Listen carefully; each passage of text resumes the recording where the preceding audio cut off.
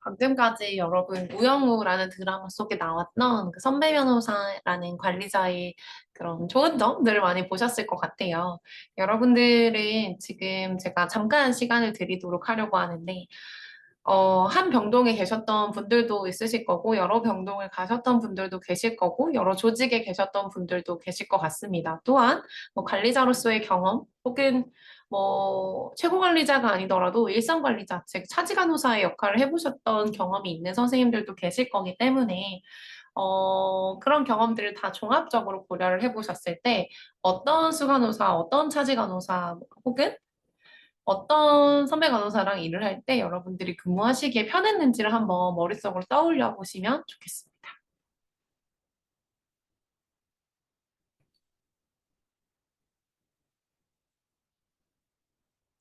네. 마음속으로 다들 좀 생각을 하고 계실 것 같아요. 이게 같이 그 7시간이면 조금 더 좋았을 것 같은데, 아쉽지만, 제 개인적인 얘기를 조금 해드리면, 저는 사실 제가 병원에 다닐 때 저희 수강 선생님을 굉장히 존경했거든요. 사실은 제가 저는 자대병원에서 대부분 실습을 했었고, 그 간호관리 실습에서만 딱 삼성병원 혹은 아산병원 이 두 군데 중에 본인이 뭐 좀 선호하는 곳을 하나 선택을 해서 2주였나요? 4주, 3주, 아무튼 꽤 긴 기간 동안 삼성병원에서 실습을 하게 되었었습니다. 그래서 그때 처음 갔을 때 이제 병원에서 교육팀에서 오리엔테이션을 우리 병원 이런 병원이고 이런 체계로 운영이 되고 있고 시습 기간 동안 어떤 곳을 이용하면 되고 이렇게 등등등을 말씀을 해주셨고요. 그리고 나서 저희가 실습을 하지 못했던 부서가 중환자실이었는데 사실 제가 중환자실에서 꼭 일을 해보고 싶었었거든요. 그래서 중환자실을 투어할 수 있는 기회가 있었고 그중에 한 중환자실에 수강사 선생님이 오셔서 아마도 차출되셨겠죠, 그때는. 그래서 오셔서 이제 중환자실에서 근무하고 있는 간호사들에 대한 이야기를 해주시고 중환자실 이렇게 투어를 시켜주셨는데 사실 그때 어떤 모습이었는지를 정확하게 기억하지 못하지만 그 관리자분이 저 수강 선생님이랑 일하면 정말 재밌겠다, 멋있다 라는 생각을 그 어린 나이에 했던 것 같아요. 그래서 삼성병원에 입사할 때 원티드 부서로 제가 워낙에 중환자실에서 일을 하고 싶었던 것도 있고 심장계가 좋았던 이유도 있지만 그것 플러스 인턴십 때 딱 한나절 만났던 그 수강 선생님이 좋아서 그 병동을 가고 싶어졌었거든요. 근데 그분을 다시 간호사 생활하면서 돌이켜보니까 일단 쿨하셨고요. 대부분 쿨하셨고, 두 번째로는, 제 기억 속에 저희 소양 선생님은 제 환자가 처음 익스파이어 했을 때, 저는 굉장히 F형 인간이어서 너무 벅차고 막 이렇게, 그러니까 벅차다는 게 막 너무 감정을 북받쳐서 컨트롤하기 어려울 정도로 벅차서 뭘 하지도 못하고, 그러니까 패닉이 와서 막 울고 있었어요. 저도 모르게 막 이렇게 막 마스크 속으로 눈물이 줄줄줄 흘러 들어가고 막 이러면서 뭐 그 차팅은 해야 되니까 차팅을 하고 독립 돼서 이제 환자 익스파이어 했었는데 근데 딱 수강 선생님이 저는 저를 혼내실 줄 알았는데 딱 저를 부르셔서 저 대신에 전산을 딱 잡아주시고 화장실 가서 마음껏 놀고 오라고 하시는 거예요. 그래서 그때 아, 좀 놀랬어요. 야, 이렇게 배려를 해주는구나. 혹은 너무 제가 말펑이어서 그러셨을 수도 있겠지만, 어쨌든 그때는 되게 저를 배려해 주신다라는 생각이 굉장히 강했고, 그러고 나서 저한테 딱 따로 연락이 오셨어요. 그래서 막 병원 지하에 있는 커피 쿠폰 꽤 큰 금액을 보내주시면서, 처음이니까 뭐 엄청 힘들 수 있다 이렇게 말씀해 주시면서 맛있는 거 먹고 잘 리프레시해서 뭐 오프 하루 주고 다음날 보자 이렇게 해가지고 위로해 주셨던 모습이 굉장히 오래 남는 것 같습니다. 물론 힘든 점도 있었는데 그런 부분에서 많은 감동을 받았었고 또 한편으로는 너무 제 얘기를 많이 하죠 오늘. 한편으로는 저희가 그 신규 간호사 때 그 몇 명 레지던트 선생님들 중에 좀 신규 간호사들이 안 그래도 이제 연차 있는 간호사들보다는 좀 노티도 미숙하고 하니까 약간 좀 태움 아닌 태움이라는 걸 받았던 것 같아요. 그래서 뭐 제 동기한테 뭐 약간 뭐 지나가는 행인이랑 너가 다를 게 뭐냐 이렇게 반말로 이렇게 말씀하시고 의사소통하실 때 그래서 이런 약간의 폭언이라고 느꼈던 부분들이 있어서 이런 부분은 수강사 선생님한테 말씀을 드렸거든요. 근데 어떤 수강사 선생님은 그냥 뭐 바빠서 그랬을 거야. 걔 왜 그랬더니 이렇게 하면서 지나갔을 수 있겠지만 이거를 진료과에 그 사례를 다 모으셔가지고 딱 건네면서 이렇게 딜을 하시더라고요. 우리 간호사들한테 함부로 말하지 못하게 조치를 취해달라 이렇게 말씀하시는 모습이 굉장히 저는 멋있다라고 생각이 들었던 것 같습니다. 자, 그래서 제 얘기가 좀 길어졌는데 선생님들 얘기도 너무 듣고 싶은데요. 저희 그 다음에 만나는 대면 수업 때 꼭 말씀을 해주시면 감사드리겠습니다. 그래서 리더십이란 뭔가에 대해서부터 먼저 말씀을 드리면요. 리더십은 보시는 것처럼 우리 한 조직, 우리로서는 병원이나 병동이겠죠. 그래서 이 조직의 목표를 달성하거나 개인과 집단의 행동을 이끌기 위해서 어떤 사람들에게 누군가가 영향력을 행사하고 그 사람들이 움직일 수 있게끔 동기를 부여하는 일체적인 과정을 모두 리더십의 범주에 속한다라고 보고 있습니다. 그래서 영향력, 목표, 소통, 동기부여, 변화, 혁신 등이 리더십에 영향을 줄 수 있는 요소로서 작용을 하고 있습니다. 그래서 일단 리더가 구성원들한테 영향을 줄 수 있어야 되거든요. 리더가 아무런 영향을 주지 못하면 리더십이 발휘하지 못한다라고 볼 수가 있겠고요. 리더십은 대부분 어떠한 목표를 성취해 나가기 위해서 리더가 이끌어 나가는 듯한 느낌이 초기에는 강했습니다. 그래서 조직의 목표가 일체적으로 대부분 설정이 되어 있고 이 목표라는 것은 정말 구체적일 수도 혹은 그냥 굉장히 큰 비전일 수도 있거든요. 그래서 이거는 조금 그 추상성과 범위에 따라서 차이는 분명 존재하겠습니다. 그리고 의사소통을 당연히 잘해야 되겠고요. 그리고 구성원들, 즉 이제 부하 직원 혹은 동료들에게 내적, 외적 동기를 자극해서 성과를 증진시켜야 되겠습니다. 뒤에 계속 나올 내용이긴 한데요. 외적인 동기라고 하면 선생님들 어떨 때 일할 맛이 나세요? 아, 이게 온라인 강의여서 너무 아쉬운데요. 이런 거예요. 뭐, 이번에 뭐 우리 병도 그 욕창 미발생 맞나요? 욕창 아니다. 욕창은 아니고 그 뭐 클랩시 같은 거 발생하지 않은 지 며칠 이런 거 하시잖아요. 그러면은 100일을 채우면 내가 우리 병동 간호사들한테 뭐 각자 뭐 스타벅스 5만 원 쿠폰 하나씩 줄게 이런 식으로 외적인 동기는 외부적으로 그 사람 외적으로 주어지는 동기들을 말을 해요. 그래서 보상이 되겠고 임금을 인상시켜 주는 거, 뭐 혹은 뭐 복지 서비스를 제공해 주는 거, 혹은 오프 하나 더 주는 거, 뭐 이런 등등의 유형적인 부분들이 좀 많기는 하고요. 아니면은 뭐, 네, 그런 게 많고요. 내적인 동기는 약간 그 조직 구성원 자체에서 내부적으로 일어날 수 있는 어떤 모티베이션, 동기를 유발하는 건데요. 예를 들어서 그냥 그런 거예요. 우리 수강 선생님이 지금 굉장히 바쁘심에도 불구하고 병원 끝나면 집에 가서 아이들 케어하시고 막 새벽 뭐 저녁 10시부터 야간에 뭐 대학원 과정을 온라인으로 수강하는 모습을 보면서 내가 아 나도 저렇게 나는 내가 나만 책임지면 되는데 저렇게 열심히 사시는 모습이 너무 본받고 싶다. 나도 한번 공부를 해볼까? 대학원을 가서 더 좋은 간호사가 될 수 있게 노력해볼까? 이렇게 내적으로 동기를 부르 일러 제가 요새 단어가 조금 안 돼가지고 불러일으키는 그런 동기를 의미하겠습니다. 그리고 변화 혁신은요. 일단 최근에는 정말 환경이 급변하고 있잖아요. 그래서 이런 변화하는 환경에서 정말 그 변화하는 세팅에 가장 잘 적응할 수 있고 빠르게 적응할 수 있는 그런 리더의 자질을 의미하겠습니다. 그래서 더 잘 적응하고 더 혁신을 추구할수록 이 조직은 훨씬 더 생동감 있고 역동적으로 성장할 수 있다라고 보시면 되겠습니다.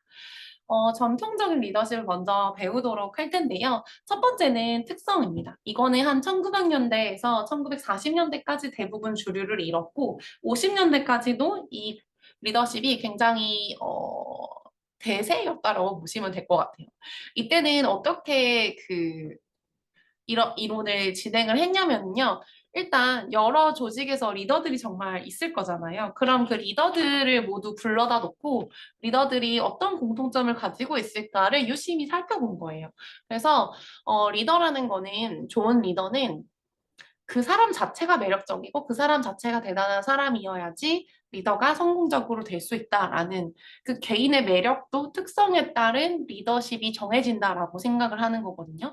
그럼 생각을 해보시면 그 사람이 가지고 있는 성향이나 특성은 사실 뭐 바꾸려면 바꿀 수도 있겠지만 대부분 잘 바뀌어지지 않는 특성들도 많이 존재하거든요. 그래서 이거는 한 사람의 특성으로만 정해지는 이론이라고 해서 특성 이론이라고 부릅니다. 이걸 또는 또 다른 말로는 위인 이론이라고도 부를 수가 있겠습니다. 그래서 이 사람들의 개인적이고 심리적이고 신체적인 특성을 막 살펴봤대요. 그랬더니 어떤 특성을 가지고 있었냐면 이제 신체적으로는 연령, 신장, 체중, 외모, 관상, 건강 상태 등등 이게 좋을수록 좋겠죠. 연령은 좀 이렇게 상반되긴 하는데요. 사실 이 당시의 연구로서는 연령은 높을수록 리더로서의 더 자질이 좋다라고 나온 결과가 많기는 했습니다. 왜냐하면 이미 리더인 사람들을 조사한 거다 보니까 리더가 되어 있으면 연령대가 높을 거 아니에요. 그죠? 그래서 그런 사람들만 연구를 하다 보니까 뭐 공통되게 좀 연령이 높게 나오는 그런 성향이 있었을 거예요. 그리고 지능은 결단력이 좋고 판단력이 좋으면서 말도 잘하시고 일단 지식 수준이 높으시고 표현도 잘하고 인지력도 좋고 성격이나 감정도 너무 좋죠. 근데 여기서 좀 그 중립적으로 다가가야 되는 거는 좀 우월성 같은 거. 그러니까 본인을 약간 더 우월한 존재라고 생각하는 경향이 있는 리더들이 그 당시에는 많았었던 것 같아요. 그다음에 과업 관련해서는 책임감이 높고 그리고 성취욕이 높고 추진력이나 결과를 중시할수록 리더가 성공적인 결과를 나타내는 것으로 나타났습니다. 사회적 배경은 네, 당연히 읽어보시면 아실 것 같습니다. 그 제가 한번 찾아보다가요, 어떻게 이론을 발견을 했고 전개를 했는가를 우리가 그 실험을 한 게 하나 있거든요. 그래서 그게 뭐였냐면 한 오래되진 않았어요. 근데 1987년에 리더들의 특성을 확인하기 위해서 이제 800명의 미국 기업 임원들을 대상으로 해서 조사를 해봤었대요. 그래서 이제 흥미로운 사실들을 밝혀낸 게 뭐가 있었냐면, 일단 최고 경영진에는 성별에는 여성이 거의 없었다. 라는 거고요. 임원 비율이 한 3에서 6%밖에 여성이 존재하지 않았다라고 합니다. 그리고 대부분 출신 지역이 동북부, 미국에서 동북부 지방이었고, 이혼하지 않은 중산층의 가정 출신이었다. 라고 합니다. 그리고 또 일반적으로 키도 크고 헌칠하고 담배를 잘 피우지 않았고 체중 관리도 잘했고 운동도 규칙적으로 하고 있는 그런 양상을 띠고 있었다라고 합니다. 그리고 뭐 오른손잡이가 많았고 뭐 이런 것들이 있는데요. 사실 어 이걸 말씀드리는 이유는 뭐냐면 성공한 리더라고 해서 그 사람들을 분석을 하는데 이게 상황에 따라서 다르거든요. 지금의 리더들은 또 87년의 리더들과 달리 굉장히 젊은 층의 리더들이 많을 거고 지금 다시 저 똑같은 조사를 다시 수행을 해보면 그 리더들이 지금 가지고 있는 특성들이 그 당시와 지금은 또 다를 수가 있어요. 그러니까 이 이론의 단점은 뭐냐면 시기에 다 상관없이 리더 모두가 소유하고 있는 특성 자체가 부재한데 이걸 하나의 특성으로 성공적인 리더를 정해버리게 되니까 일치하지 않는 게 생겨버리는 거죠. 그리고 같은 리더의 자질을 가지고 있다라고 하더라도 이게 어떤 상황에서는 굉장히 성공적일 수도 있는데 어떤 상황에서는 성공적이지 않을 수도 있거든요. 예를 들어서 지금 보면 결단력이 굉장히 빨리 필요한, 즉 위급 상황이라든지 뭐 이렇게 결정을 빨리 내려야 하는 촉박한 시점에 의사결정을 해야 되는 어떤 사안에 있어서는 이런 결단력이 높은 사람이 좋겠죠. 근데 결단력이 높다라는 거는 그만큼 다른 사람의 의견을 수용하지 않고 본인의 의견대로 추진해 나가는 능력이 있는 것과도 결을 같이 하거든요. 그러면 많은 사람의 의견을 수렴을 해서 정말 중요한 결정을 해야 되는 어떤 시기에서는 저 특성이 과연 좋은 리더의 특성일 수 있을까에 대해서는 퀘스천 마크가 드는 것도 사실입니다. 그래서 상황에 대한 고려를 하지 못하고 있다라는 점, 그리고 아까 말씀드렸던 것처럼 이게 이미 표본수가 너무 한정되어 있는 곳을 기반으로 해서 특성을 뽑아내다 보니까 연구 방법 자체가 이미 편향이 되어져서 나온 연구 방법에 의한 결과라고 볼 수가 있겠습니다. 그래서 이제 그 다음에 나타난 이론은 뭐냐면요. 아, 그 사람이 가지고 있는 성격이나 성향이 아니라 그 사람이 어떻게 행동하는가에 따라서 달라질 수 있겠다라고 생각한 행동 이론입니다. 그래서 첫 번째 형은 삼원론좀 접근법이라고 해서 이제 권위형, 민주형, 자유방임형 이렇게 세 가지가 이렇게 주요하게 구분되어져 있는 리더십인데요. 얘는 1939년에 미국의 아이오와 대학의 리더십 연구 프로젝트로 나타난 세 가지 리더십 유형입니다. 그래서 리더가 팔로워들, 즉 부하 조직들을 어떻게 의사결정에 참여시키는가에 따라서 세 가지의 리더로 분류를 했는데요. 첫 번째는 권위형이고, 두 번째는 민주형, 세 번째는 자유방임형입니다. 그래서 읽어보시면은 좀 아실 텐데, 건희영은 아주 약간 우리나라로 따지면 정말 예전 버전인 거죠. 거의 약간 독재하는 약간 독불장군의 이미지가 있는 느낌인데요. 리더의 말이 곧 법인 그런 사람들이 가지고 있는 리더십 유형이라고 보시면 되겠습니다. 이러한 형태에서는 일단 의사소통 자체가 하향적이라고 하는 거는 상단에 있는 이 상급자의 의견이 그냥 하향식으로 그냥 전달만 되고 지시되고 있다라고 생각하시면 되겠고요. 결정권은 리더한테 모두 되어 있고 일방적으로 리더가 결정해서 부하를 어떻게 행동해라라고 지시하는 형태의 리더십이라고 보면 되고 굉장히 중앙 집권화되어 있죠. 그래서 이제 이게 산업화가 딱 될 즈음에는 이런 유형의 리더들이 많았는데요. 그 이유는 일단 효율적이에요. 그래서 의사결정이 굉장히 신속하고 빠르고 성과도 굉장히 빠르게 나타날 수 있습니다. 그러나 이제 리더의 의사결정 자체가 이게 뭔가 현실과 맞지 않는 방향으로 흘러가게 빠르게 결정이 되다 보면 그로 인해서 성과가 오히려 반대로 나타날 수도 있거든요. 그래서 이 유형에서는 그 권위를 강하게 가지고 있는 리더가 얼만큼 경력이 있고 경험이 있고 판단을 잘 하느냐가 그 조직의 성패를 결정하게 되겠습니다. 그다음 민주형인데요. 이거는 당연히 건의형과 반대되는 특징을 가지고 있는데 일단 위에서도 내려오지만 밑에서 상향식으로 의사결정이 올라가는 것도 굉장히 많아서 쌍방향의 의사소통이 굉장히 자유롭게 일어나고 있는 형태라고 생각하시면 되겠고요. 리더들은 본인의 의사대로 진행을 하는 게 아니라 어떤 우리 조직의 문제를 해결해 나가기 위해서 조직 구성원들의 의견을 굉장히 많이 수렴하는 절차를 거칩니다. 그래서 리더들은 이 의사결정을 조직 구성원들이 일단 내릴 수 있게 안건을 낼 수 있도록 그런 자원을 제공하고 도와주는 역할을 주로 수행을 하게 되고요. 가장 마지막에는 조금 더 민주적으로 설정을 하게 되겠죠. 뭐 다수결을 할 수도 있고 아니면은 뭐 AHP 같은 뭐 우선순위 결정을 통해서 대안을 도출할 수도 있고 이런 여러 가지 방법론 쪽에 근거해서 본인의 의사가 아니라 우리 구성원 모두가 합의하고 있는 어떤 최적의 대안을 찾아서 결정을 하는 그런 모형을 가지고 있습니다. 다만 얘는 이제 건희형이랑 정반대인데 생산성이 저하된다라는 특징을 가지고 있습니다. 너무 배에 사공이 많으면 산으로 가는 것처럼 여러 많은 사람들의 의견을 수합하다 보면 결론이 잘 안 나거든요. 그래서 저희 정책 결정 모형 할 때 쓰레기통 모형이라고 기억나실지 모르겠어요. 그래서 이런 민주형의 집단 하에서는 너무 많은 의견이 이게 좋다. 근데 이건 이게 단점이다. 그럼 이건 어떠냐? 근데 그거보다 이게 나은 것 같다. 이런 식으로 계속 의견이 계속 산발적으로 나타나다가 결론은 의도하지 않았던 아무 모형이 싹 결정되어 버리는 그런 상황이 나타날 수도 있겠죠. 네, 마지막엔 자유방임형인데요. 얘는 굉장히 수평적인 의사소통을 할 수는 있어요. 그래서 권위형에 비해서 의사소통 자체는 잘 되는데 리더가 리더로서의 역할을 사실상 잘 수행하지 않는 역할이라고 보시면 돼요. 그러니까 본인이 해야 할 일을 부하 직원들한테 어떤 디렉션을 주지도 않고 위임을 하는 그런 자유에 맡기는 자유방임형이라고 보시면 되겠습니다.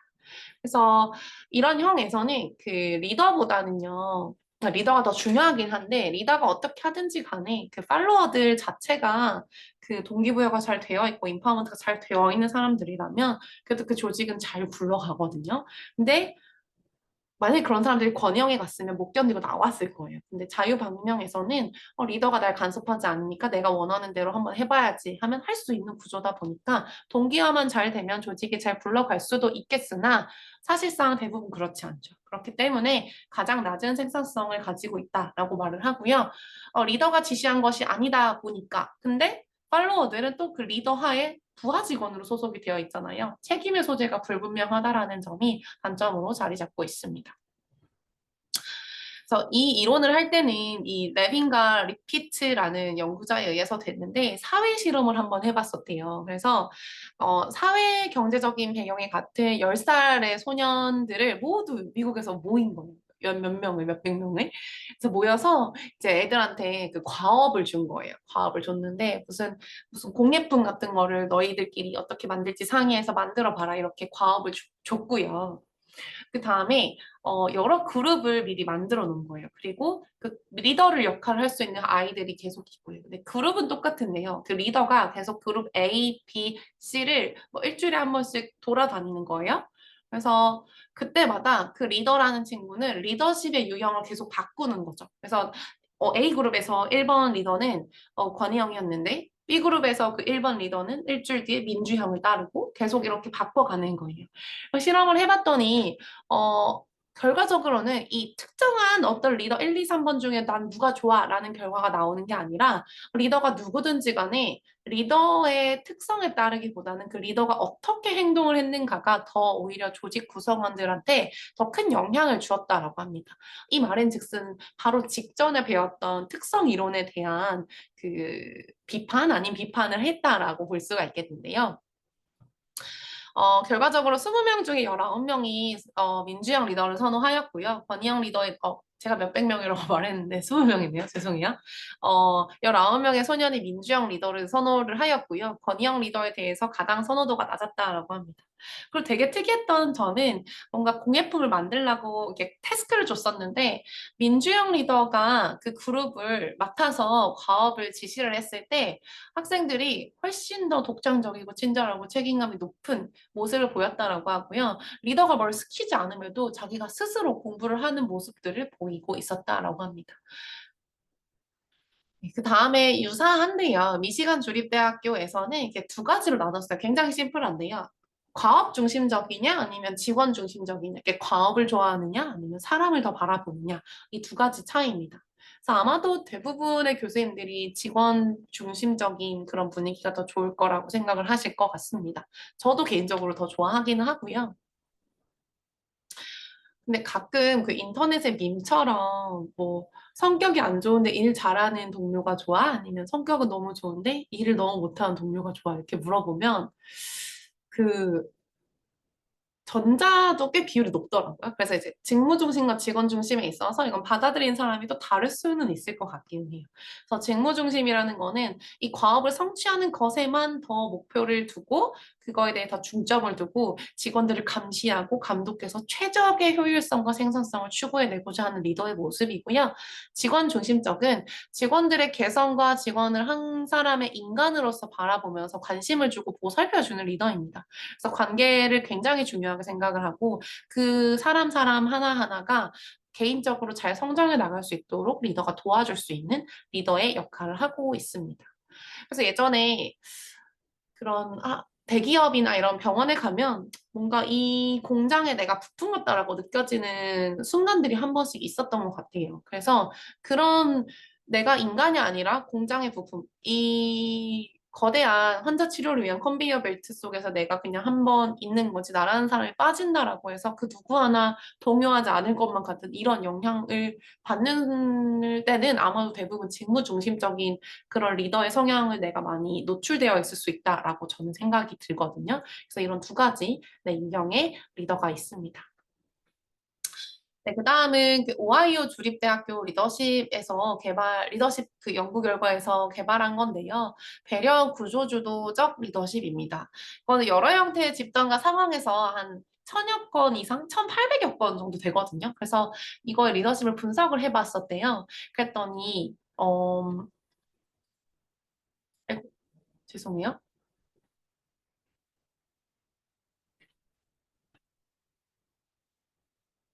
네.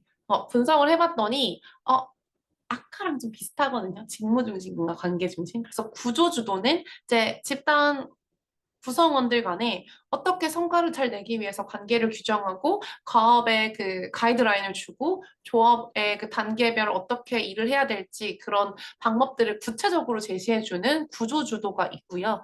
배려는 그 부하 직원 한 명 한 명한테 개별적으로 관심을 주고 그 사람들 의견을 청취하고 서로 관계를 잘 유지해 나가고자 하는 인간 중심적인 리더의 역할을 보이는 것을 의미하겠습니다. 그래서 구조주도가 높냐 낮냐, 배려가 높냐 낮냐 이 두 가지 축을 기준으로 해서요. 총 네 가지의 리더십 유형이 있다라고 구분을 했는데요. 낮은 구조 그리고 높은 배려 이렇게 총 네 가지가 있습니다. 그래서 가장 이상적인 리더의 그 역할로서는 높은 구조주도와 높은 배려가 있겠습니다.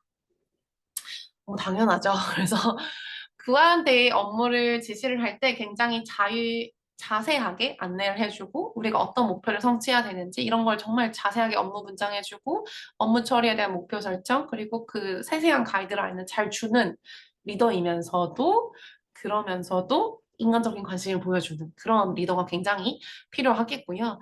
업무 구조에 대해서 강조를 하지 않거나 혹은 너무 강조를 하는데 부하의 욕구에 대해서 관심이 전혀 없는 그런 리더인 경우에는 부하 직원들한테서 높은 이직과 낮은 직무 만족을 유발한다라고 합니다. 그래서 사실 인간적인 이 관심이 굉장히 직원들한테 중요하겠구나라는 생각이 많이 들었어요. 그래서 여러분들도 나중에 관리자가 되신다면 이렇게 힘드시겠지만 그 부서의 모든 간호사 한 명 한 명한테 관심을 주시면 그 부서가 조금 더 조직 문화가 좋아지는데 기여할 수 있지 않을까라는 생각이 듭니다.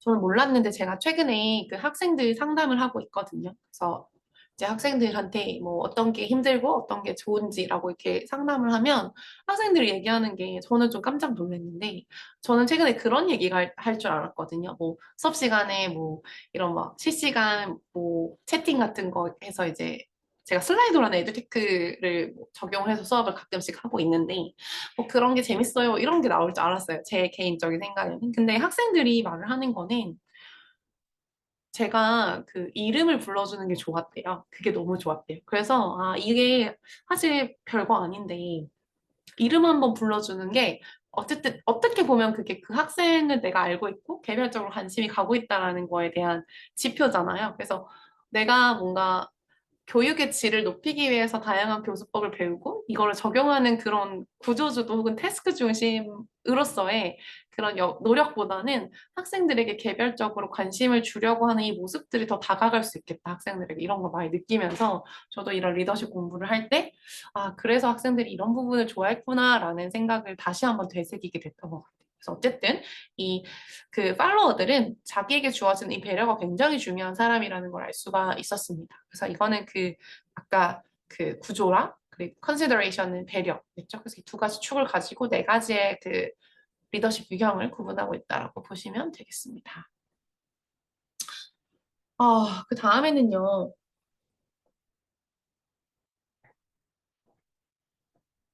관리 격자 이론이고요. 이거는 사실 방금 전에 말씀드렸던 보고에서 조금 더 개별화 시킨 거예요. 그래서 다섯 개의 유형을 만들었는데요. 어, 개발한 사람은 텍사스 주립대학교에 있는 분들이시고요. 리더십 유형의 생산성, 그러니까 과업이겠죠. 그리고 인간에 대한 관심 다 조금씩만 다르고 유사하거든요. 그래서 이 두 가지 축으로 나누어서 격자를 만들어 버립니다. 이때는 그냥 두 가지 X축, Y축 그냥 반반 잘라서 네 가지 섹션을 만든 거잖아요. 근데 여기에서는 이런 식으로 모는 종이처럼 이렇게 격자를 만들어서요. 1에서부터 9점까지의 점수를 부여를 하고 그래서 그 점수형에 따라서 다섯 가지로 네, 나누는 리더십 이론을 보실 수가 있겠습니다. 그래서 방위명은 그러니까 구조, 생산성에 대한 관심도 낮고 인간에 대한 관심도 낮은 그냥 그야말로 아무런 관심이 없고 나 몰라라 하는 그런 리더의 역할을 보이는 사람이라고 보시면 되겠고요. 그다음에는 인간 중심형인데요. 이거는 그 사람한테 관심이 너무 많은데 아까 말한 그 높은 배려는 있는데 근데 구조주도가 조금 낮은 거예요. 근데 일은 좀 못하는 그런 관리자를 의미합니다. 그래서 관리자는 인간적으로 너무 좋은데 우리 병동 관리를 하는 거에 있어서는 너무 마음에 안 드는 그런 관리자도 간혹 있겠죠. 그래서 예를 들어서 아니 정말 관리자분이 나한테 잘 챙겨주고 말도 잘 걸어주고 내 나의 뭐 개인적인 일상도 물어봐주고 이렇게 많은 배려를 관심을 보이는데 뭐 수다 떨면 되게 좋고 이런데 근무표를 받아봤더니 근무표가 너무 별로라거나 혹은 내가 근무를 하는데 근무 환경이 너무 좋지 않다거나 혹은 근무를 하는데 뭐 듀티별로 업무량의 차이를 너무 조절해주지 못한다거나 혹은 뭐 팀별로 업무 그 역량의 차이를 높게 설정을 한다던가 이런 여러 가지 혹은 내가 프리셉터를 지난달에 했는데 프리셉터를 또 받으라고 한다던가 이런 그 업무에 대해서 좀 오르가나이즈를 잘 해주지 못할 때 이런 인간 중심형 리더가 나타날 수가 있겠고요. 과학 중심형 그 반대로 일은 정말 잘하는데 인간적으로 너무 관계를 잘 쌓아주지 않는 그런 수강사 선생님이 되겠습니다. 이제 그런 말 있잖아요. 중간만 해도 된다. 약간 중간만 해도 절반 이상은 한다. 라는 말이 있듯이 중간형이면 웬만하면 다들 만족하실 거고요. 팀형이 가장 이상적이라고 하는데요. 사실 만나기 쉽지는 않죠. 그래서 정말 인간적인 배려도 많이 해주시고 근데 그럼에도 불구하고 일도 너무 잘하시고 이런 두 가지를 모두 챙기는 리더가 네, 그 리더가 가장 이상적인 리더라고 합니다. 그래서 지금까지 행동 이론에 대해서 말씀을 드렸는데요. 그 개별적인 자질이라는 그 특성에서, 타고나는 특성에서, 이제는 그 사람이 타고난 것도 있지만 어떻게 행동하는가에 따라서 리더십의 유형은 달라질 수 있다라고 이제 확장했다는 점에서 굉장히 넓혀진 리더십 이론이라고 할 수 있겠는데요. 근데 이 행동이라는 게 좀 측정하기가 객관적이지가 않다라고 해서 좀 신뢰할 수 없다라는 여러 비판들도 많이 나타났습니다. 그리고 여기서의 또 단점이 하나 있는데 상황적인 요소들을 고려할 수가 없다라는 점이거든요. 그래서 그 리더가 어떻게 행동하는가에 따라서 다른 거지 그 리더가 어떤 상황 속에서 어떻게 행동하는지가 아직까지는 규명이 되지 않았거든요. 그래서 이런 상황을 고려해야 되는 리더십 이론의 개발이 필요해지고 있다라고 생각을 하시면 되겠고 마찬가지로 우선 리더십은 하나하나씩 이상적인 게 있지만 그래도 이 상황에 따라서 달라질 수가 있거든요. 그래서 그러한 합의가 좀 부재하다라는 점이 아쉬운 점으로, 네, 아쉬운 점으로, 네, 얘기를 하고 있습니다.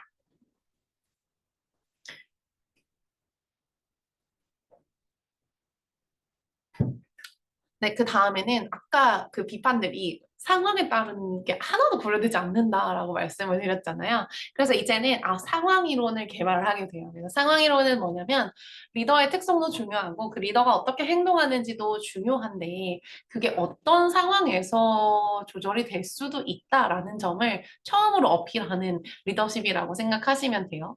그러니까 리더라는 거는 어떤 상황에 속하느냐에 따라서 다른 리더십이 요구될 수 있다라는 점을 인지하고 상황에 따라 적절한 리더십의 유형은 무엇일까에 대해서 탐구하는 이론이라고 보시면 되겠습니다. 그래서 리더십의 효과를 결정하는 여러 가지 요소로 일단 아까 자질 이론에서 특성 이론에서 리더의 특성이 반영이 되어야겠고요. 지금까지 보면 그 리더의 특성들만 주로 강조가 되어 왔고요. 근데 구성원에 대한 특성은 하나도 강조를 안 해왔어요. 그래서 구성원들 또한 그 리더십의 한 체계 속에 들어가 있잖아요. 그래서 이 구성원들의 특성까지 고려할 수 있는 이론이 되겠습니다. 그래서 리더의 특성, 그리고 구성원의 특성, 그리고 리더와 구성원 간 상호작용, 그리고 관계, 그리고 그 외 상황적으로 시간적인 압박, 혹은 물리적으로 환경, 뭐 자원이라든지 아니면 구조, 그리고 조직의 구조, 조직의 특성, 조직의 발전 정도 등등등이 리더십의 효과를 조절할 수 있는 상황적인 요소가 되겠습니다. 그래서 요거는 그 가장 초기 상황 적합성 이론이라고 해서 상황 이론의 가장 초기 모형인데요. 여러분들 이거 한번 점수 한번 매겨보실래요? 이게 뭐냐면요. 여러분들이 여러 부서를 다니셨겠지만 그냥 현재 부서로 선정을 하고요. 지금 근무하고 있는 부서에서 지금 딱 떠올랐을 때 이 사람이랑 같은 듀티의 일을 하게 되면 정말 힘들다라고 생각하는 사람이 있을 겁니다. 그러면 그 사람에 대해서 여러분들이 이 점수를 매겨보시면 돼요. 이게 보시면 쾌활하지 못한 사람은 1점을 주시면 되고요. 쾌활하지 쾌활한 사람한테 가장 높은 점수인 8점을 주는 거거든요. 그래서 여러분들이 보시고 그 사람은 쾌활하지 않아 이러면은 뭐 1, 2, 3점 중에 한 점을 주시면 되겠죠. 그래서 점수를 쭉 나열하시고 한번 총점을 계산해 보시기를 바라겠습니다.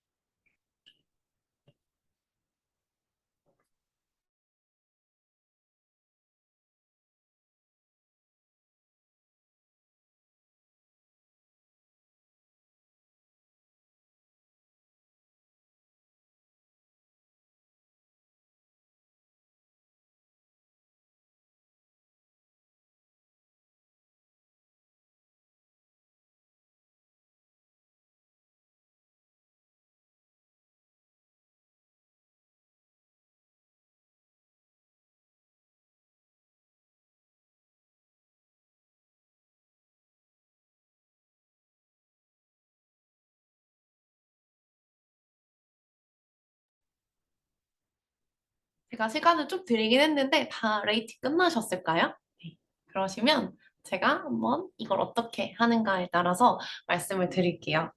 우선은 이 LPC 점수라고 하는 거는 가장 내가 일하기 싫어하는 사람에 대해서 점수를 매기는 거잖아요. 점수가 높게 나오실수록 그 점수를 잘 주시는 거거든요. 사람을 좋게 보는 사람이고요. 점수가 낮을수록 사람을 조금 같이 일하는 사람에 대해서 좀 부정적인 평가를 하게 되는 거라고 생각을 하시면 되는데요. 점수가 높게 나오신 분들은 관계지향형의 리더에 가깝고요. 점수가 좀 적게 나온 사람들은 과업지향형의 리더에 더 가깝겠습니다. 그래서 이 LPC 점수는 뭐 굉장히 뭐 많은 점수까지 나타날 수가 있는데 144점까지 아마 나타날 수 있을 거예요. 그래서 절반을 기준으로 해서 점수가 얼만큼 되는지 여러분들이 산정을 해보신 거에 따라서 어떤 리더인지 한번 잘 네, 판단을 해보시고요. 근데 이 리더십만 리더십 효과에 미치는 것이 아니다. 과업 지향이냐 관계 지향이냐 이거는 이미 우리 행동 이론에서 이미 나왔던 내용이거든요. 여기서 중요한 거는 바로 리더의 직위 권력과 과업 구조, 그리고 리더와 구성원 간의 관계라는 이 상황적인 맥락이 이 두 가지 사이의 관계를 조절해 준다라고 생각하시면 되겠습니다. 그래서 이 사람이 상황 적합성 이론에서 여러 가지 상황, 즉 8가지의 카테고리를 분류를 했었거든요. 이 리더 멤버 관계랑 그리고 과업 구조 그리고 그 권력 관계 이 세 가지 영역에서 일령일령해서 좋고 나쁘고 이거에 따라서 구분을 했고 그래서 총 8가지의 그 상황에 대한 맥락적인 환경이 나오는데요. 일단 그 관계지향적인 리더에서는요. 그러니까 이게 중간일 때 시츄에이션이 나쁘지도 않고 좋지도 않을 때 이 중간에서 가장 그 효과가 크게 나타난다라고 하고요. 과업지향적인 리더한테에서는 이게 상황이 가장 좋을 때 아니면 정말 좋지 않을 때 오히려 그 효과가 좋게 나타난다라고 합니다. 그래서 아무래도 이게 좀 상황이 좋지 않을 때는 이제 과업지향적인 리더가 끌고 나가야 되기 때문에 그런 불만들이나 이런 걸 좀 잠재우면서 권위적으로 이 조직을 어떻게든 멱살 잡고 캐리한다라는 말을 하잖아요. 그래서 그런 식으로 끌고 나가야 하기 때문에 오히려 과업지향적인 리더가 더 효과적이라고 볼 수가 있겠고요. 근데 또 반대로 굉장히 좋은 상황에서는 또 과업지향적인 리더가 더 효과적인 리더십을 발휘한다라고 되어 있는데 얘는 어떤 거냐면 정말 이상적인 상황에서는 어, 나 직원들과의 관계도 좋고, 가업 구조도 정말 세팅이 잘 돼 있고, 내가 그 직원들한테 발휘할 수 있는 어떤 뭐 인파워먼트도 좀 강한 편이야. 혹은 이건 좀 약해도 상관없어요. 근데 이런 경우라면 우리가 서로 간에 공유된, 쉐어된 이런 합의가 있을 것이고, 잘 설정한 공통의 목표를 향해 나가기 위해서는 그 과업을 잘 성취할 수 있도록 끌어줄 수 있는 리더의 카리스마 있는 모습이 아마 여기서 더 잘 발현이 될 거거든요. 그래서 이 두 가지에서는 이런 과업지향적인 우세하게 리더십을 잘 끌고 갈 수 있다라고 보고요. 그렇지 않은 중간 정도의 상황에서는 그것보다는 이 리더를 잘 따를 수 있도록 사람들을 관계를 잘 유지해 가면서 개별적인 관심도 주고 그리고 가업 구조도 명확하게 세팅을 해주고 이런 부분들이 훨씬 더 도움이 된다라고 정의를 내렸습니다. 어, 근데 아까 제가 맨 처음에 얘가 그 팔로워들가 이 상황에 대한 이론에서는 팔로워들의 특성도 고려를 할 수 있다라고 말씀을 드렸는데 이 모델에서는 아주 아쉽지만 팔로워들의 특성까지는 네, 아직 그 명확하게 이제 모형 내에 들어오진 않았어요. 이제 관계라고 해서 어느 정도는 있지만 이 팔로워들의 준비도라든지 성숙도 같은 것들에 대한 요인이 고려되지 않아서 그런 분들이 조금 아쉬운 점으로 비판을 받고 있고요. 그리고 이게 이런 관계라든지 태스크 스트럭처나 뭐 리더 포지션 파워 이런 거를 명확하게 우리가 점수화해서 뭐 하이, 로우라고 나눌 수 있는 기준 자체가 좀 모호하다라는 비평을 받고 있긴 합니다. 다음은 하우스의 경로 목표 이론이고요. 얘는 동기부여 기대 이론을 결합해서 이론을 생성한 건데요. 리더는 부하 직원이 설정한 본인의 어떤 최종적인 목표가 있을 거예요. 그래서 이 목표가 잘 다 다르도록 할 수 있게 리더로서 길을 명확하게 제시해주는 역할을 하면 된다라고 하는 역할 모델입니다. 그래서 여기서 리더로서 해야 되는 역할은요. 일단 너가 이런 식으로 목표를 설정하고 나아가기 위해서는 어떠한 길이 나타날 수 있고 그리고 이걸 이루기 위해서 어떠한 보상 자원이 있을 수 있겠다. 이런 수단성도 필요하고요. 기대감 그리고 보상이 얼만큼 유의할지에 대해서 리더로서 잘 인지를 시켜주셔야 하는데요. 직원이 이걸 어떻게 인지하느냐에 따라서 직원이 어떻게 행동하게 하려고 하는 그 의지가 달라지고 동기부여가 달라지게 된다라고 합니다. 그래서 리더를 총 네 가지 유형으로 나누는 리더십 이론인데요. 첫 번째로는 지시적인 리더입니다. 그래서 너의 과업의 목표가 뭔지, 그리고 구체적으로 어떻게 수행해야 되는지 하나하나 다 짚어주는 유형의 리더라고 보시면 되겠습니다. 네, 그 다음에는 지원적인, 지지적이라고도 하는데요. 지원적인 리더의 행위인데요. 여기에서는 구성원들이 뭐 하나하나 다 알려줄 필요는 없는데 조금 디프레스 되어 있거나 이런 상황에서 이거 하면 너 이런 식의 보상을 받을 수 있어. 아니면 리프레시로 오프를 몇 개 더 받을 수 있어. 이런 식의 구성원의 복지를 지지해주고 구성원의 욕구를 조금 더 끌어올려줄 수 있게 옆에서 좋은 말 해주고 격려해주고 동기부여해주는 그런 역할을 수행하는 네, 리더가 되겠습니다. 다음은 참여적 리더인데요. 이거는 일단은 그 팔로워가 굉장히 그 준비가 좀 되어 있는 팔로워라고 생각을 하시면 되겠고요. 이 구성원들을 어떤 의사결정 과정 내에 굉장히 적극적으로 개입을 시킵니다. 그래서 그 구성원들이 아, 여기서 내가 조금 더 성장하고 있구나를 느낄 수 있을 정도로 내가 이 조직의 일원으로서 살아 움직이고 있구나를 느낄 수 있게 해주는 그런 리더라고 생각을 하시면 되겠습니다. 그리고 마지막은 성취 지향적 리더인데요. 일단 이 리더에 있어서는 내 팀원들을 정말 깊이 신뢰를 해야 되고 내 팀원들의 컴피턴시에 대해서 정말 굉장히 자부심을 느끼고 있는 리더인 경우에 가능한 것 같아요. 그리고 이런 성취 지향적 리더는 일단 그 팔로워 리더 간에 굉장히 높은 목표를 설정을 하게 됩니다. 이상적으로 굉장히 높은 목표를 설정을 하고요. 이 사람은 정말 성과를 잘 낼 것이다. 최고 수준의 과업을 이룰 것이다. 라고 예상을 하고 이제 리더로서 이끌어가게 되는 길을 안내를 해줄 것 같습니다. 그리고 리더는 이제 정확하게 피드백을 잘 줘서 더 높은 성취를 지향할 수 있도록 이게 그 매슬로우의 그 욕구 이론에서 보면 자아 실현의 욕구를 잘 충족해 줄 수 있게 만들어 주는 거거든요. 그래서 그런 부분이 있다라고 생각을 해 주시면 되겠습니다. 그래서 제가 이게 상황적인 이론이잖아요. 몇 가지 상황들을 좀 가져와 봤어요. 그래서 지금 제가 말씀드렸던 이 네 가지 리더십 유형이 있는데 지금 이 상황들에 대해서 어떤 리더십 유형이 가장 적절할지 그 밑에 한 번씩 써보시면 좋겠습니다.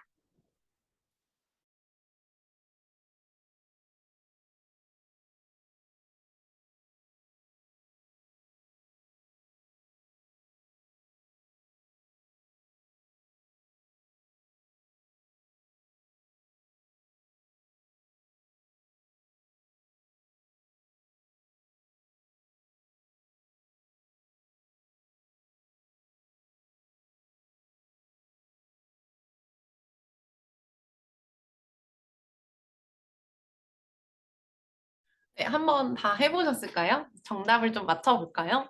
일단 신입 간호사, 네, 모호한 직무 때문에 고통을 받고 있는 신입 간호사 대부분 뭐 하겠죠? 외래검사 예약과 추후 관리를 담당해야 되는데 어떤 과정에서 무엇을 해야 될지 명확하게 지침이 없어서 혼란스럽다라고 하고 있는 상황이네요. 이럴 때 뭘 해주는 게 좋을까요? 그죠? 지시적인 게 필요하겠죠? 너 어떤 걸 해야 되고, 이거 눌러서 이거 이렇게 하면 돼. 라고 명확하게 지시하고 안내해주는 내 리더가 필요하겠습니다. 그 다음에 간호사 B를 보면 주사 투여 기술에 자신감이 부족해서 업무 수행 중에 계속 동료들한테 도움을 요청하고 있대요. 뭐 아이들 같은 거 잡을 때 잘 못 잡으면 계속 무섭고 못할 거 포기하고 싶고 이렇잖아요. 자신감이 굉장히 결여되어 있는 사람들한테는 동기를 북돋아 줄 수 있는 그런 리더가 필요하겠죠. 그래서 이럴 때는 상황상 지지적, 지원적인 리더가 가장 적합하다고 볼 수 있겠습니다.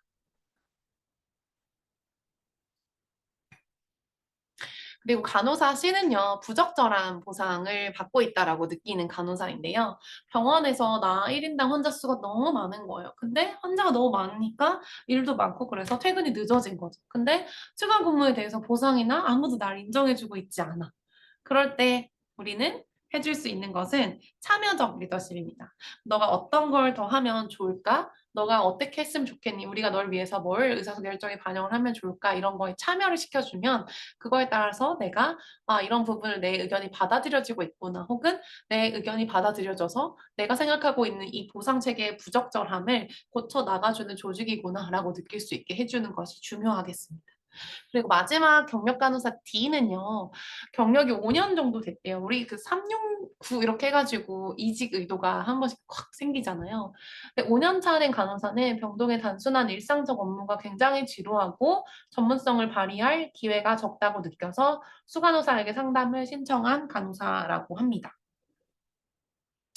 난 이런 상황에서는 여러분들도 아마 이런 약간의 일상의 지루함, 단순함이 느껴져서 대학원에 진학한 분들도 계실 것 같은데요. 그래서 이런 상황들에서는 성취 지향적인 리더가 필요하겠습니다. 그래서 지금 가지고 있는 이 사람의 일상적인 단조로움, 지루함을 탈피할 수 있게 더 높은 목표를 설정을 해주는 거죠, 같이. 그래서 예를 들면 지금 선생님들처럼 대학원을 진학해보는 건 어떻겠니? 라고 제안을 해주시는 거. 아니면은 뭐 병원 내 원내 공모로 뭐 위원회가 있는데 여기 위원으로 활동해보지 않겠니?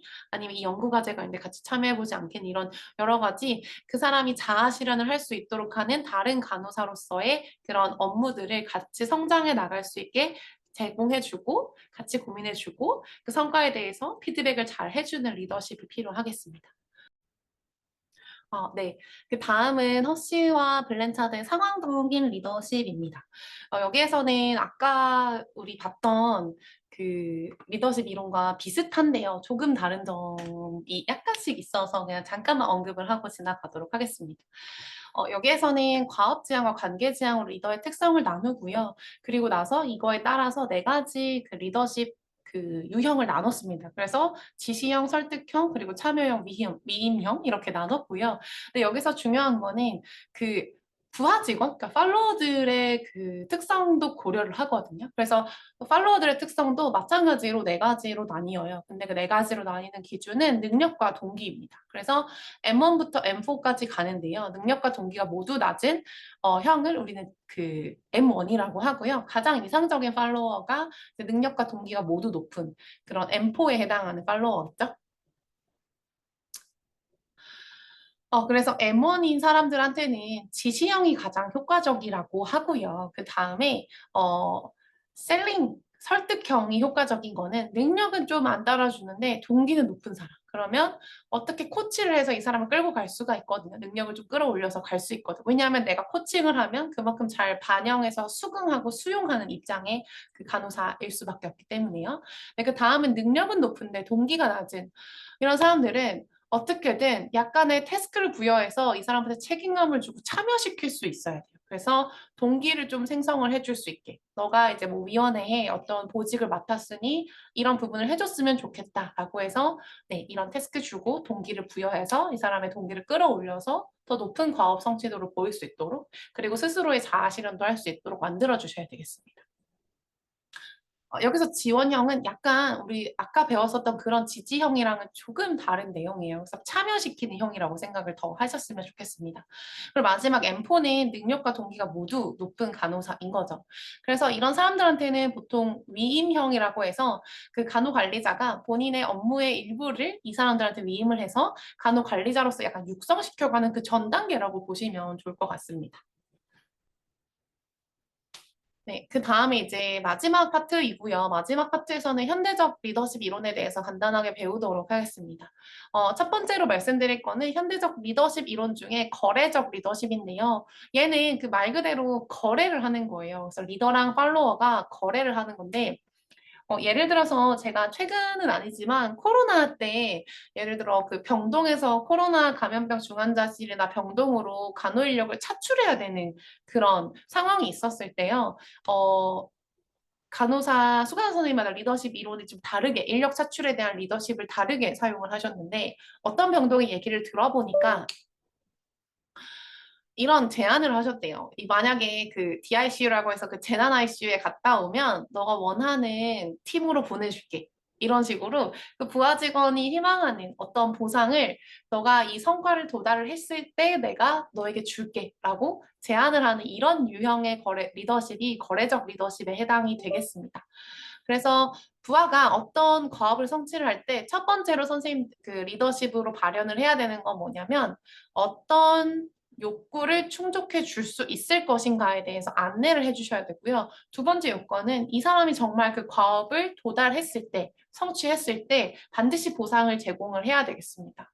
그래서 이거는 굉장히 단기적으로는 이 사람에게 동기부여를 해줄 수 있겠지만 이 사람한테 아예 DICU 가서 일을 할래라고 했을 때는 아마 네, 성립이 안 될 거예요. 그래서 단기적인 목표 설정이 유리하지만 장기적으로는 그 간호사 자체의 내재적인 동기를 이끌어내지는 못하기 때문에요. 아까 맨 처음 말씀드렸던 것처럼 얘는 외부적인 동기를 제공을 해주는 거지 내인적으로 그 간호사 한 명 한 명을 동기부여해서 행동 자체를 바꾸게 하는 건 아니거든요. 그래서 단기적인 목표 달성과 동기부여에 효과적이다. 그리고 굉장히 명확하고 간결하게 거래에 기반한 교환 형식의 그런 보상과 과업의 교환이 있는 그런 구조라는 점이 굉장히 효과적이고 효율적이다라고 볼 수가 있다는 장점이 있겠고요.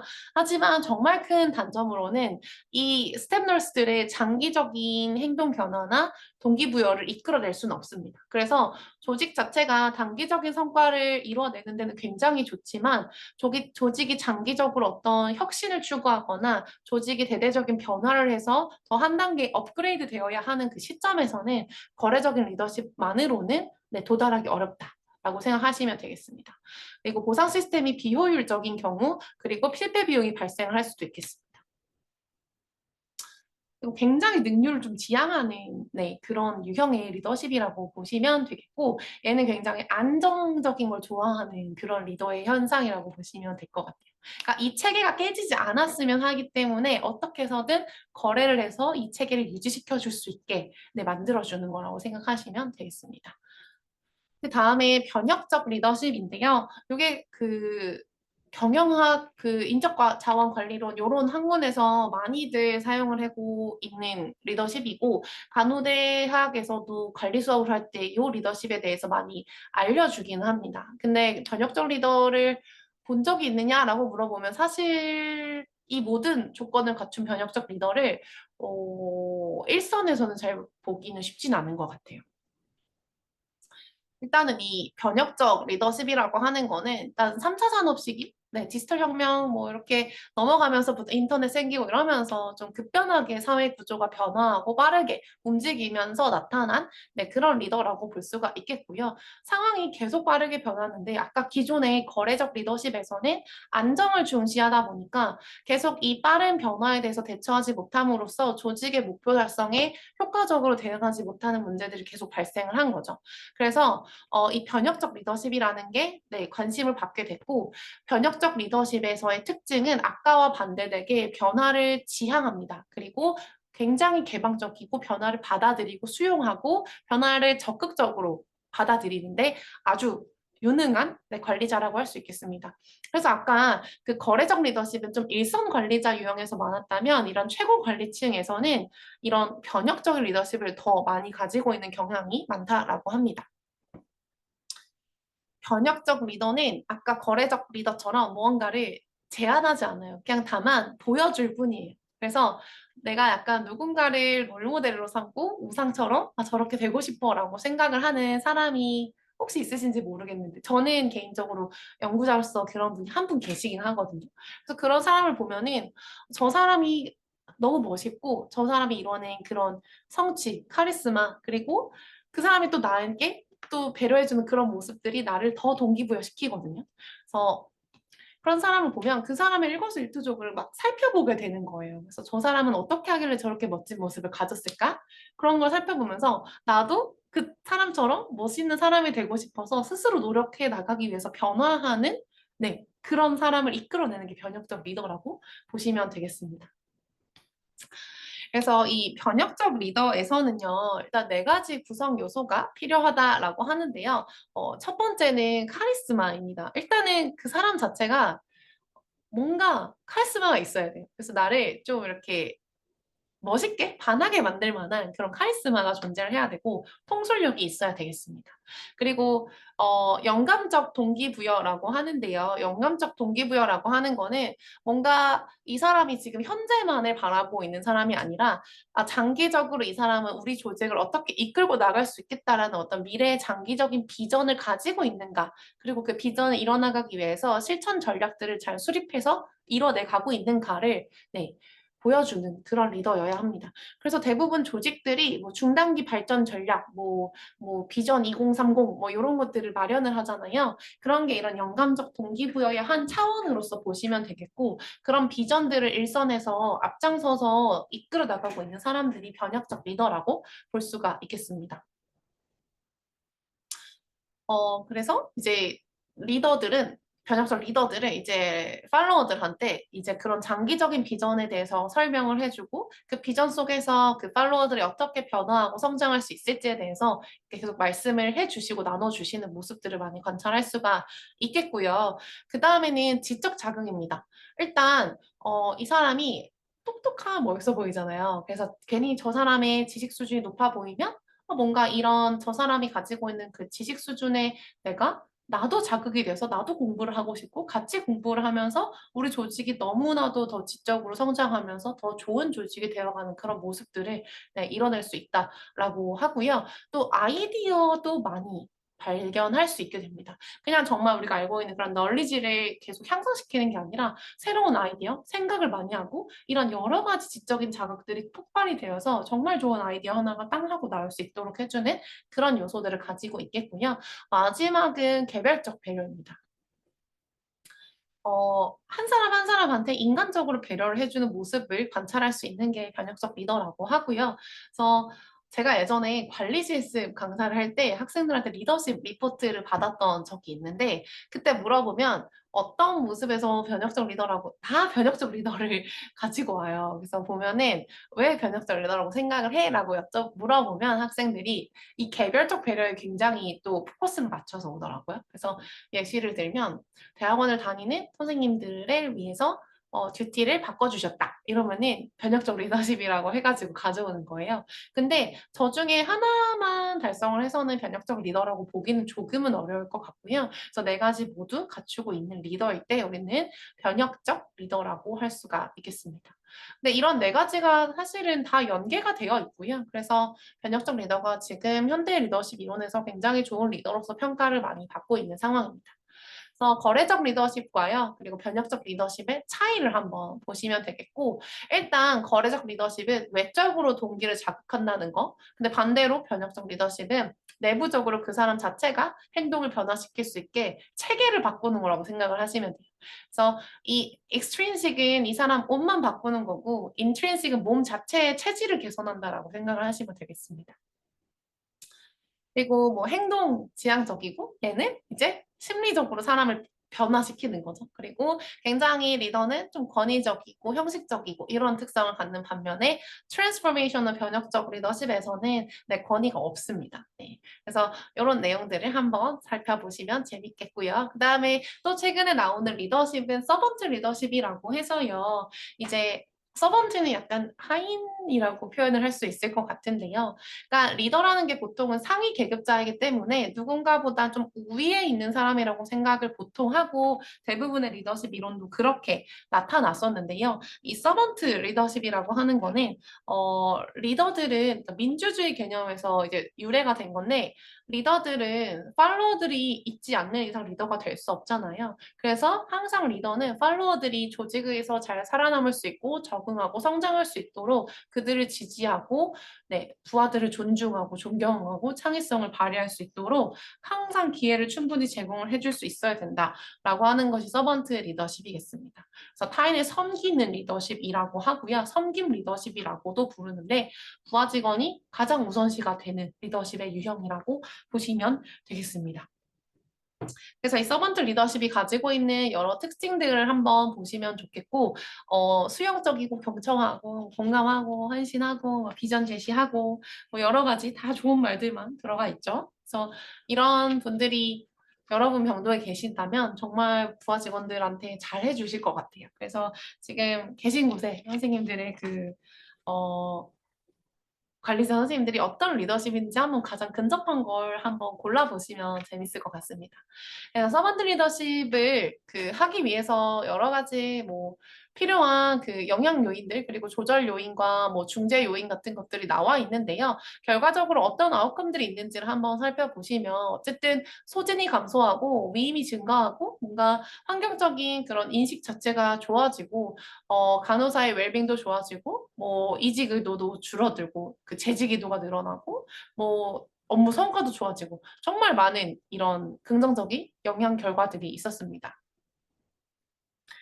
그리고 이런 서번트 리더십을 하기 위해서는 일단은 협력에 대해서 잘 알고 있어야 되고 긍정적으로 협력을 할 수 있는 역량이 있어야 되는 리더가 필요하겠고요. 그리고 또 조직 내에서도 그런 협력이 잘 이루어지고 있었어야 되겠고 그리고 추가적으로 문화적인 지능이라고 해서 이런 것도 서번트 리더십을 하기에 굉장히 필요한 조건이라고 해요. 그래서 이 문화적인 차이는 사실 우리나라에서는 단일 문화라고는 하지만 사실 저희 나라에서도 이 문화적인 지능, 지식에 대해서 알고 있어야 할 것들이 정말 많거든요. 지금 가장 대두되는 거는 세대 간의 차이. 그러니까 세대도 문화잖아요. 그럼 이 제너레이션 Z, 뭐 제너럴 MZ 세대랑 그 전 세대 간의 그런 갈등이라든지 이런 게 굉장히 많이 나타나고 있을 거예요. 그래서 시대가 바뀜에 따라서 이거를 다름으로 받아들일 수 있는가?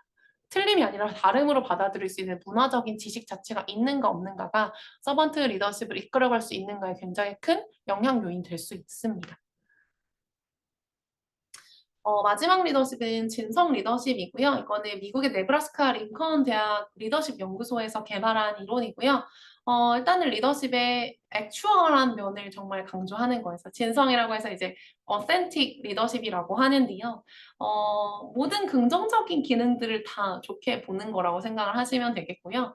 구성 요소는 리더가 일단 자기 인식을 잘 하셔야 되겠고 윤리적인 관점도 가지고 있으면서 서로 간의 관계가 투명해야 된다고 합니다. 그래서 내가 진짜 나를 보여줄 테니 팔로워들 너희들도 진짜 너희들의 모습을 보여주고 우리 정말 진실되게 소통하고 우리 조직을 위해서 함께 하자라고 네, 말을 할 수가 있겠습니다. 일단 어쨌든 이런 진성 리더십은 그렇기 때문에 약간 상황에 따라서 이 사람 자체가 달라지지 않고요. 어떤 상황에서라도 그러니까 이 사람이 지금 가지고 있는 이런 진실된 모습 자체는 변하지 않는 그런 모습을 보여야 돼요. 좀 일관적인 모습을 보여야 되는데 어떨 때는 기분이 좋을 때는 너무 친절하고 이랬다가 갑자기 뭔가 업무가 너무 많아졌을 때 뭔가 예민해지고 막 좀 이런 폭발하는 모습을 보이는 이런 모습들은 조금 진성 리더랑은 약간은 결이 다른 모습이라고 볼 수가 있겠습니다. 그리고 좋은 사람인 척 하려고 하지 않고, 뭐, 내가 좋은 사람이면 그 좋은 부분을 드러내고, 아까 장명석 변호사 맞나요? 그 변호사처럼, 내가 조금 못하는 부분, 실수하는 부분이 있으면 그것조차 나기 때문에 있는 그대로를 부하 직원들한테 오픈할 수 있는 그런 리더십의 모습이 그런 진성 리더십에 해당하는 것이라고 보실 수가 있겠습니다. 그래서, 이런 어센틱 리더십과 어센틱 팔로워십은 어쨌든 여러 가지 가 있겠지만 이 어센틱 리더십이 진성 리더들은 진성 팔로워들에게 정말 긍정적인 역할 모델링을 함으로써 그 서로 간의 신뢰를 유발시키고 그리고 이 조직 내에서의 그 간호사들이 잘 적응해서 웰빙을 이끌어낼 수 있게 해주는 첫 번째 좋은 아웃컴이 있고요. 결과적으로 업무 성과에서도 지속 가능한 업무 성과가 잘 나타나는 것으로 알려져 있습니다. 어, 이거는 슈퍼 리더십인데 이 부분은 조금 넘어가도 될 것 같아요. 그래서 슈퍼 리더십은 네, 이번에는 조금 넘어가도록 하겠고요. 결과적으로 리더십이라는 건 뭐냐면